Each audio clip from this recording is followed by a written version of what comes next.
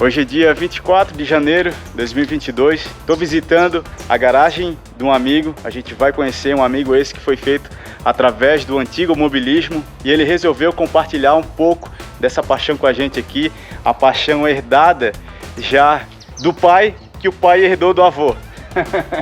Salve, Heller! E aí, Galo? Bernardo Heller, meu brother. Como é que tá aí, meu irmão? Joia? Eu tô melhor que mereço, como diria meu avô. Coisa linda. E essa paixão aí, cara? Isso aí é doença de família. Doença de família. É doença de família. Eu herdei do meu avô, do meu pai, esse gosto por carro antigo. Meu avô sempre gostou de carro antigo desde a juventude dele, quando o carro não era antigo, né? Era carro de uso. E a paixão por automóvel foi se perpetuando até eles se tornarem antigos, né? Isso foi passando de geração por geração, pro meu pai, para mim, pros meus primos também. Então, todo mundo sempre bem envolvido com isso, né? Uhum. É vício, não dá para negar, é vício. E estamos aí, né? Tentando cultivar o que dá.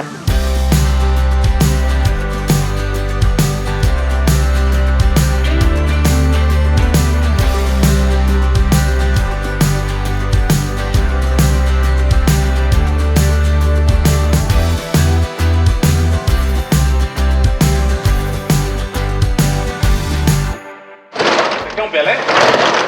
Esse é um Coupé. A Bel Air, na verdade... É difícil de ver essa Coupé aí, né? A Coupé no Brasil é mais difícil, porque... Geralmente é 4 portas, O 4 portas foi montado no Brasil. A Bel Air também foi importada um volume maior para o Brasil. E o Coupé não veio muito. Não tinha muito saído. O pessoal comprava a Bel Air, que também é 2 portas, né? Só que o Coupé ele tem a traseira fechada, enquanto o Bel Air tem aquele vidro panorâmico atrás, né? Tem um pouquinho mais baixo, vidro panorâmico. É uma versão um pouco mais esportiva para a época. Então você encontra mais Bel Air do que Coupé. Na verdade a gente só restaurou esse carro por isso, porque meu avô gostava muito do modelo, mas porque ele estava completamente acabado. Sim, tinha caído um telhado em cima do carro, ele era muito ruim. Mas por conta do modelo de carroceria a gente insistiu e resolveu restaurar. Hoje ele é meu viajante oficial, assim. A última mais longa que eu fiz foi para o Uruguai em 2018, que eu fui com ele. A gente fez uns 4.000 quilômetros mais ou menos. E ele usa motor 6 cilindros? Esse é 6 cilindros, ele tá com a mecânica 6 cilindros GM. E foi bem? Vai numa boa. Na verdade, assim, a gente faz as viagens com o clube, né, em grupos grandes e tal, então é tranquilo, se alguém tem algum tipo de imprevisto, todo mundo se ajuda, né. Eu, no meio do trajeto, no interior do Uruguai, peguei uma pedra, estilhacei um para-brisa, eu vim até o Brasil com acrílico colado em cima, mas no dia eu não tinha acrílico, eu rodei 300 km com a cabeça para fora, e com a turma junto, então a gente vai se ajudando, né, e o carro vai embora. Estando com tudo em dia, bem preparado com ferramenta, peça, a gente encara qualquer coisa.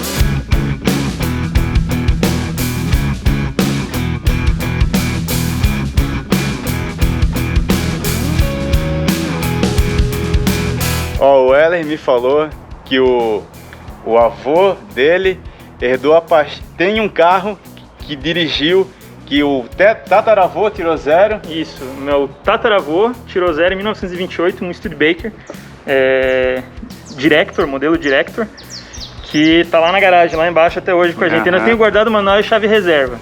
Boa! 1928, manual e chave reserva. Tá na família desde então. Foi o carro que meu tataravô comprou quando soube do nascimento do primeiro neto, o irmão mais velho do meu avô. E foi ficando, né? Meu avô aprendeu a dirigir nesse carro, tirou carta nesse carro, conheceu minha avó quando usava esse carro, paquerando ela na frente do colégio, né? Passeando de carro.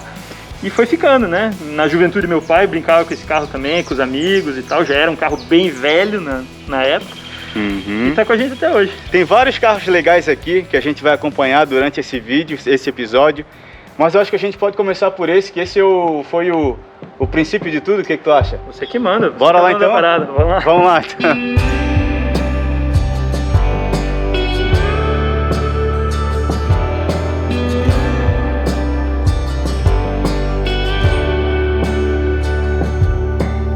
Ele foi o carro de uso da família por várias gerações, então foi um carro que foi bem usado.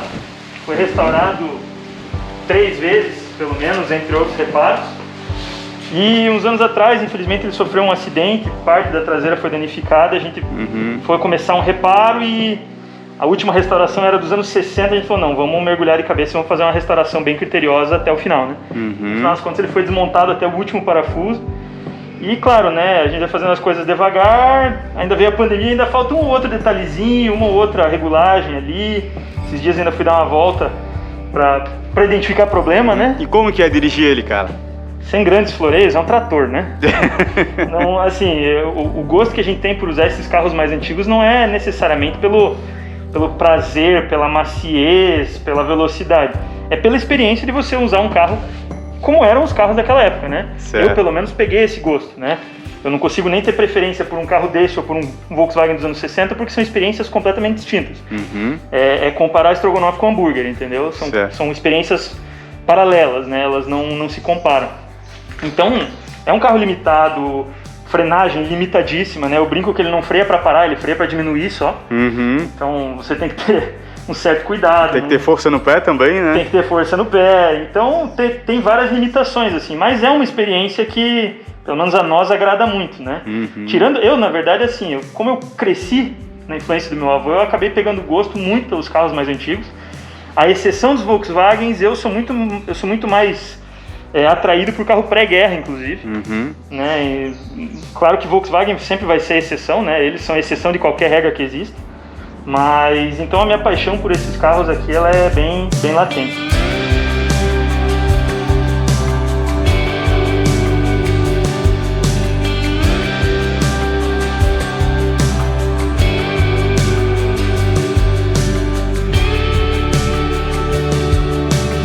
Muita história reunida num só lugar. Eu acho que se a gente for ficar falando aqui de cada carro, a gente não tem um episódio, a gente tem um documentário, uma temporada aqui na garagem. Eu falo muito, eu falo bastante. Olha, vamos fazer o seguinte, cara, vamos nos concentrar nos Volkswagens aí, que é a nossa paixão. Cara, falar em paixão, surgiu em ti essa paixão pelo Volkswagen mais forte? Não, na verdade é de família também, é porque se você for parar pra pensar, qual família não teve um Volkswagen, né? Então, além dos carros mais antigos, o afeto pelo Volkswagen em todas as gerações da família acontece desde sempre, né? É herdado. Só que, também. claro, né, demorou mais tempo para eles começarem a ter um papel na garagem. Um papel de maior protagonismo na garagem, né? Aqui dessa garagem aqui de baixo, o primeiro carro que entrou, digamos, na coleção foi aquele Fusquinha 67 azul. Vamos lá dar uma olhadinha Vamos nele? lá. Que ele é bonito pra caramba. Esse é um 67 azul real, que ele justamente veio pra cá por uma questão afetiva, né? Ele foi o precursor de todos os outros. Houveram vários outros, muito antes desse, mas como carro de uso, né? E em 97, mais ou menos, minha memória não falha, eu era muito molequinho, mas eu acho que foi mais ou menos 97, meu pai, meu tio e meu avô compraram em sociedade esse Fusca, porque apareceu uma oportunidade e tal, porque minha avó, nos anos 60, ela teve um idêntico a esse, um 67 azul real, com interior cinza platin, e daí já na década de 70, quando meu pai tinha 17 anos, ele roubou o carro da minha avó e estava fazendo um racha com meu tio de Vemaguete e meu pai de Fusca. Cruzou um Dodge Polara, meu tio desviou, meu pai encheu o Dodge Polara, quase morreu no Fusca. Mas sempre amaram o modelo e tal. Meu pai ganhou de aniversário o Fusca destruído, reformou e foi o primeiro carro dele. E daí, como apareceu um gêmeo, né? Eles falaram, não, os três saudosistas, meu avô, meu pai e meu tio, foram lá e se abraçaram no carro. Tá. E a partir dele, os Volkswagens começaram a ganhar um pouco mais de protagonismo. Assim. Certo. Cara, 67 é um ano que... Ele é meio um ano, assim, de mudança, né? Ele é um ano que foi introduzido o motor 1300, mas ainda era mantida a elétrica 6 volts. Então, ele era um meio termo ali. É muito comum, inclusive é o caso desse carro já há bem mais de 30 anos, que os 67 1300 fossem passados para 12 volts, porque o motor, a elétrica 6 volts já começava a desejar um pouquinho para essa mecânica. É verdade que o 12 volts só saiu 68? Olha, até onde eu sei, sim. Tem gente que fala, segunda série, 67, mas a verdade é que a segunda série é o lançamento do modelo do ano seguinte, né? Então, se você tem um carro que foi fabricado no fim de 67, com elétrica 6 volts, é porque ele já é modelo 68, né? Meu pai veio me acompanhar hoje aqui, ele estava falando que na época saiu uma propaganda que tinha um rabinho que se chamava Tigrão. Foi um apelido que deram por conta da publicidade da época da Volks, né?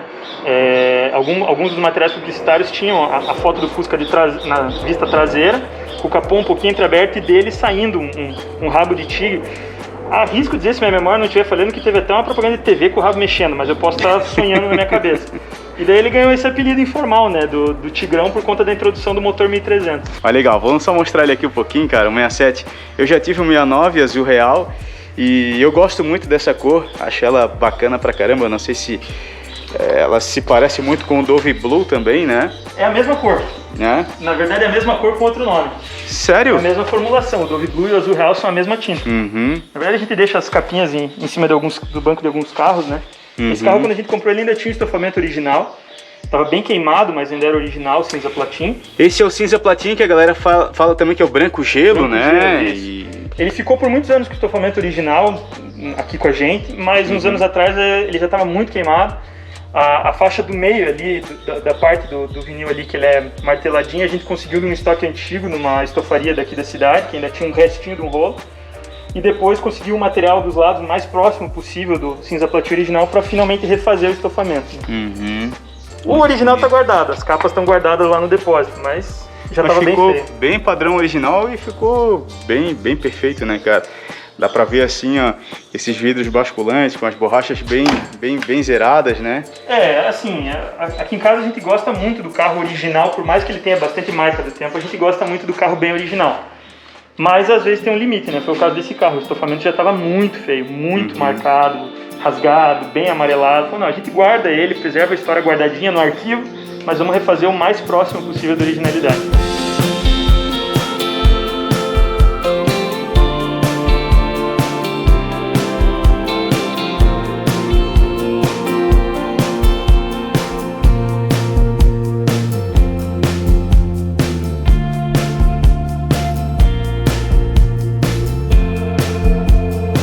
Aqui eu tô vendo que a gente tem um split, né, Ele?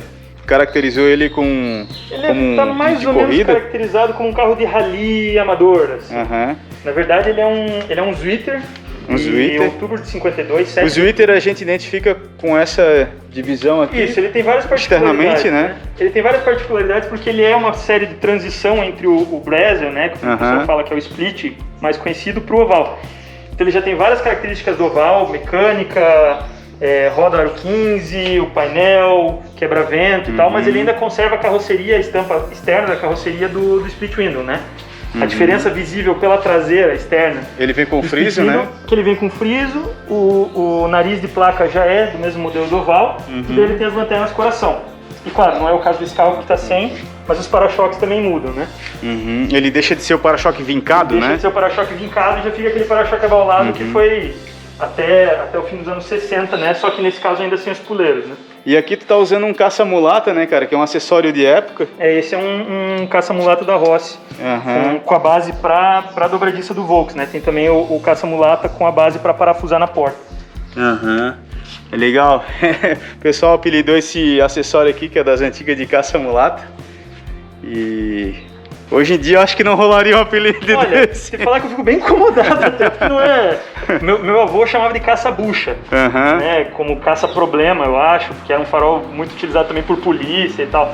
Mas é um nome que pegou, né? Infelizmente é um nome que ainda não se dissolveu, né? E esse aqui ele tá usando mecânica original, 1200? Não, o Zwitter na verdade usava mecânica 1100. 1100? Esse carro, quando ele veio para nós, ele já estava com 1200 nacional, já não tinha mais o motor match numbers, mas era um bloco que estava condenado, ele tinha uma trinca atrás, depois então a gente conseguiu um outro 1200 nacional, e por isso também que deu coragem de dar uma brincada com ele. Hoje ele está equipado com o Judson, que foi montado pelo Mamed. E aqui tá o Judson. O Judson. O capô tá sem mola, porque ainda estou mexendo nesse capô, ainda vou fazer mais umas mudancinhas nele. Mas tá aí o compressor instalado pelo Mamed. Legal, cara, eu curto muito esse tubinho de... O lubrificante, né? Esse lubrifica o compressor daí. Esse lubrifica o compressor, porque ele é um compressor de palheta. Então ele tem palhetas que com a força excêntrica, né, do rotor no centro ali, ele expulsa essas palhetas e elas raspam na parede externa do compressor. Então, para que esse atrito não desgaste demais as palhetas, ele joga junto com o combustível uma dosezinha, tem um dosadorzinho que ele joga uma dose de óleo. Então esse óleo vai para o combustível e o próprio combustível com óleo lubrifica o compressor. Legal, cara. E ele tem também aqui o distribuidor 123, que é a única parte moderna da receita, né? Certo. E querendo ou não, ele... melhora bastante, né? Cara, é outro mundo. Duas coisas, né? Primeiro, a melhoria, e segundo, o controle que você tem sobre o carro, né? Para fazer ajuste. Para o compressor, você ter um controle da curva de avanço é essencial para você tirar tudo que é possível com com segurança, sem forçar o motor, você tira tudo que é possível dele, do compressor, e também evita superaquecimento e outros problemas que o compressor Judson era conhecido por proporcionar no motor nas instalações de época, né? Certo. Pô, então ficou um negócio show de bola aqui, cara, mantendo a característica original do carro, né? E tipo, um preparo de época, realmente, né, cara? É um veneninho leve, né? Não é um bólido, você não vê ele fazendo monstruosidades, mas você já sente uma pegadinha bem mais divertida na rua. Equipara-se o quê? Mais ou menos 1.500? Entre 1.500 e 1.600, assim, principalmente na arrancada, porque como ele fica com uma relação de câmbio mais curtinha para a potência dele, então ele pula bem rápido, assim, é bem legal.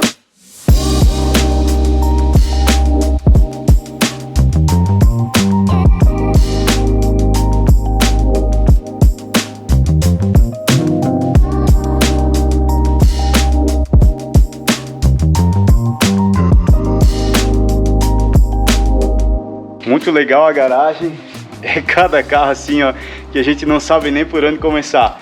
Mas aqui tá um Super Beetle, pode-se dizer que é um Super Beetle esse? É o Super Beetle. Super Beetle conversível.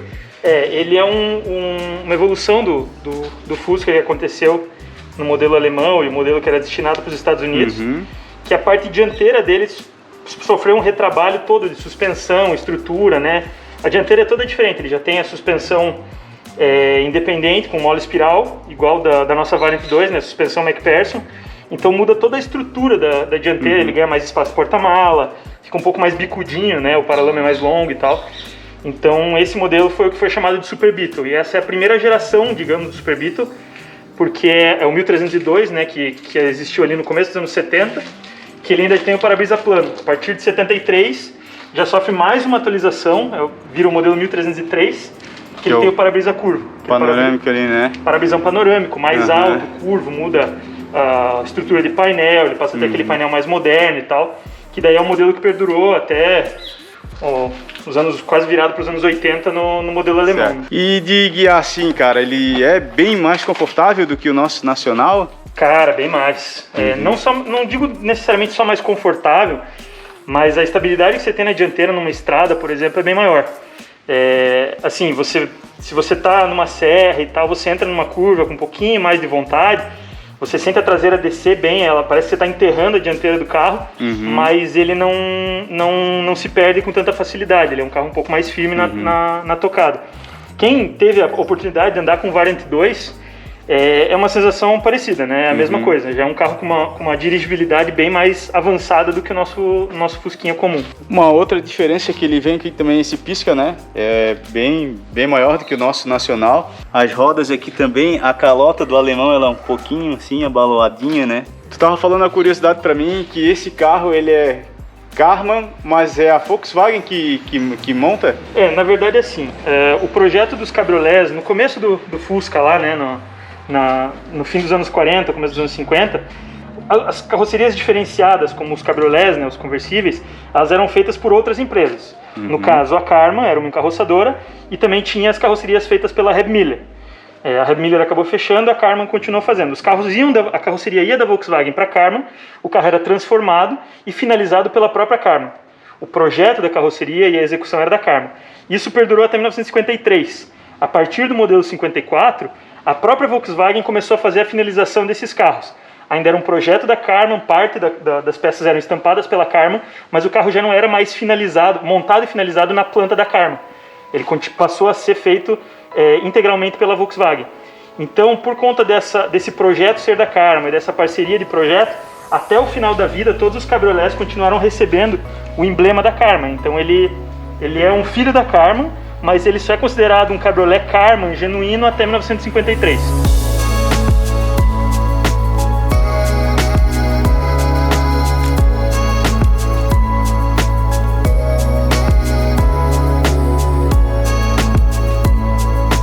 Conversível original, como tu falou, esse aqui ele ainda tem um para-brisa antigo, né? E ele tem uma diferença aqui que ele vem... Isso. Cara... O quadro do conversível... Esse quadro aqui é diferente, né? Ele diferencia todo o formato da carroceria. Na verdade, o vidro não é o mesmo do sedã, né? Ele é um pouco mais reto, esse quadro é reto. Isso dá pra ver nos carros que foram convertidos em conversível aqui no Brasil. Quem reproduziu melhor essas características foi a Sulan. Igual aquele do Jean, né? Igual do Jean. O projeto da Sulan, ele é praticamente indistinguível de um conversível da Karmann, salvo pequenos detalhes, né, do quebra-vento e alguns detalhes menores. Mas o projeto da Sulan é o único projeto nacional de conversão para conversível que replica praticamente nos detalhes as medidas do conversível da Karmann. Ele também tem uma diferença aqui, né? Parece que ele é um pouquinho mais... Isso, ele é mais grosso. Mais reforçado, ele é mais reforçado. Na verdade, ele tem outros reforços estruturais por baixo, né? E a carroceria, ela tem esse quadro da porta, né? Onde iniciaria a altura da linha dos vidros, você ainda tem mais um reforço, né? Para dar mais rigidez para a carroceria. Você tem mais área de lata, digamos. E na traseira também você não tem a ventilação na carroceria, né? Algumas conversões para conversível no Brasil ainda mantém a entrada de ar aqui em cima. E no caso da Karmann e também do conversível da Sulan, não tem essa ventilação, a carroceria fecha e toda a ventilação e tomada de ar é feita pela própria tampa. E esse daqui está usando o motor 1600? Ele tem o motor 1600 original. Carburado? Carburado, carburação simples. Ah, tá. Ele é 1600, um carburadorzinho só. Esse aqui é um Fusca alemão. Esse daqui não é americano? Esse aqui é o alemão mesmo, né? Porque o para-choque ele é um pouco mais fino. O modelo americano que a gente diz, ele também é alemão. Tem gente que fala, não, é mexicano. Não. Parte da produção que foi para os Estados Unidos dos anos 70 em diante era mexicana. Mas o Fusca mexicano não saiu conversível. E ele tem diferenças também, assim como o nosso nacional para o alemão tem diferenças, o mexicano também tem. No caso do conversível, especialmente até o início dos anos 70, eles eram todos alemães, e quando eles eram destinados para o mercado americano, eles tinham algumas diferenças, algumas particularidades. No caso desse carro aqui, ele também era para o mercado americano, mas algumas características que o pessoal procura, aqueles para-choques com amortecedor e tal, só vieram do modelo 73 para frente. Já vem para-brisa curvo, tem diferença nos para-choques, os suportes de para-choques são aqueles amortecedores cilíndricos, né? Então não é o caso desse carro ainda. Ele é para o mercado americano, mas ainda não tem essas características.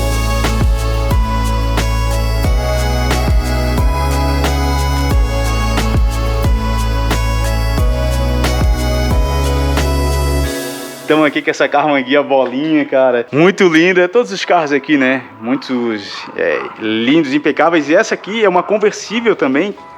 Isso, essa é uma conversível 1968. São bem poucas, né? Bem raras, né? Isso, no Brasil foram fabricados 177 carros conversíveis. Então, ela é bem menos comum que a conversível alemã, pelo menos mundialmente falando, né? E essa é a carroceria número 044. Na verdade, a gente tem esse carro por uma paixão antiga do meu pai também, porque o segundo carro dele, depois do Fusca 67, foi uma Karmann Ghia, só que já era uma 1970, uma conversível, que ele comprou lá de Floripa, foi buscar lá em Floripa, e como carro de uso. E era um carro com 7, 8 anos de uso e já estava bem deteriorado por conta do litoral, bastante oxidação. Karmann Ghia é um carro que apodrece de dentro para fora se não for bem mantido. Então ele comprou o carro, restaurou, e ela era uma receita parecida. Ela era branco Lotus, só que como era o segundo carro dele, ele era jovem, ela tinha rodinha de magnésio, mais alguns enfeitezinhos. O primeiro modelo de conversível saiu na Alemanha. Eu sei que tem as Lowlights conversíveis, né? Isso, o modelo Lowlight, que é a primeira geração do modelo alemão ainda, que tem o farolzinho mais baixo, as entradinhas de ar pequena, a lanterna pequena, já tinha a versão conversível. Aí na Alemanha ele foi evoluindo, né? Chegou a ter inclusive uma evolução no sistema de capota e tal, que a gente não teve. O nosso modelo conversível, que foi lançado no fim de 67, né? Apresentado no fim de 67, e se iniciou no modelo 68 e foi até 71, ele tem a estrutura dele, o projeto do conversível, similar ao alemão até 65. É interessante que ele é um 68, 1500, e a roda dele aqui é 5 furos. Ele parece com o aro do Fuscão já, né? O 4x100, mas ele ainda é 5.205. Isso, é um modelo de roda exclusivo do Karmann Ghia, né? Para-choque também vem com puleirinho, né? Eu não sei até que ano que saiu o puleirinho, porque depois ele perdeu esse puleirinho aqui, né? Em 70? Em 70 o para-choque ele passou a ser o para-choque de perfil retangular, né? Perfil quadrado. Então ele perde esse desenho do puleiro a partir de 70. O modelo 70, 71 do Karmann, inclusive do conversível, já é o para-choquinho quadrado. E daí ele foi morrer em 72, né? E aquela lanterna lá atrás, canoinha, saiu até que ano era? A canoinha no Brasil ela foi até 66. A partir do modelo 67 ela já entrou com... Quando deixou de ser 1.200 para 1.300, já mudou também. Se minha cabeça não fala, se eu não falei alguma coisa errada, mas eu acho que é isso. Que muda a lanterna, muda a mecânica, muda o painel, muda a disposição dos relógios do painel. E ele passa a ter a lanterna igual a do Type 3. né, a lanterna um pouco mais alta, que daí nos Estados Unidos depois eles substituíram por uma lanterna maior, então o Karmann Ghia com essa lanterna não chegou a existir no modelo alemão e americano.